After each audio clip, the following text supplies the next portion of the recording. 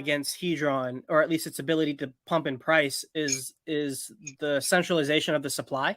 And a lot of people contribute that centralization of supply to the 10x bonus. They say, oh, that 10x bonus was too much. You gave whales way too much, too many coins, and now they can dump. And I think that's incorrect. I don't think the 10x bonus is the place where we got such a concentrated supply. I think it's the inequitable distribution of shares. I think that's the real. Oh, sorry, guys. No, you're good. I think it's that major disparity in how much T shares the top wallets have versus the bottom wallets have is really where the disparity in Hedron comes from. Because if you look at the 10x bonus and what it's able to do, at most, it would get you one staker class higher within the Hedron system. And I'm sure you remember this, Boo, but Bree, she calculated all of this out in her spreadsheets. And it's like, if so many people in your staker class didn't claim their 10x bonus, then you would jump up a staker class within the Hedron system. Well, one staker class, when you're going from a turtle to a squid, is really not that big of a deal for a dolphin or a shark who stays in the same position without the 10x bonus.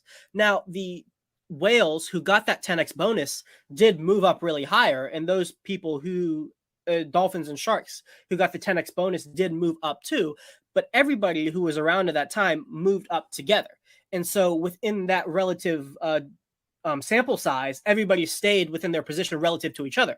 And so the real thing, so everybody moved against people who didn't claim, and then the people who were already ahead stayed ahead anyways and got even more of the head than people who came in later. But the real place of inequity and concentration of supply comes from the T-share rate. It comes from them just having so many more T-shares that we just don't have access to getting to anymore. And so it's the same argument that people have been against Hex, right? Yeah. And so if you don't think, or if you think the distribution of shares is okay or at least acceptable, then kind of by default you have to concede that the distribution of Hedron is also in the same boat because it's based on the same system. Now, the rebuttal to this would be that the 10x, while yes, maybe the T-share distributions may be the place where the problem is, but the 10x amplified that, right? The 10x bonus amplified that was already there. And what I would say to that is that you've already conceded the first point if you move on to that point, because by definition, the thing that's amplifying the problem can't be the problem. So you've already moved to the fact that something else is the problem and not the 10x bonus. And that's the main thing I'm arguing anyways.